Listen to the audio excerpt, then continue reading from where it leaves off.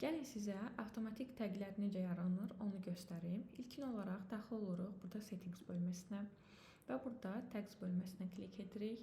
Yuxarıda sağ tərəfdə New Tag bölməsi var. Bura klik edirik və tag yazırıq. Mən əslində burada 2 dənə yaratmışam vaxt getməsin deyə. Birinin dəvisindən birlikdə yaradaq. Ünvan və seçim etdikdən sonra rəngi Create-ə klik edirik.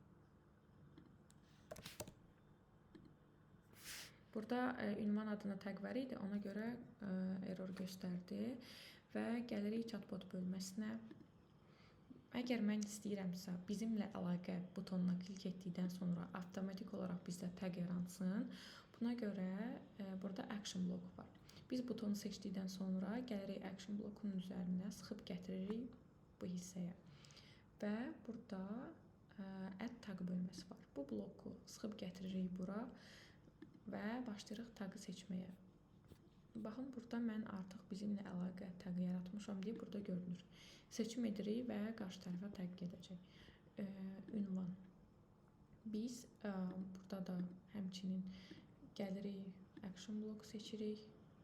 Add tag seçim edirik və ünvanları seçim edirik. Biz əgər istəyiriksə bu butonlardan sonra müraciət operatora yönləndirilsin. Yenə eyni qaydada action bloku seçim edib gətiririk bu hissəyə.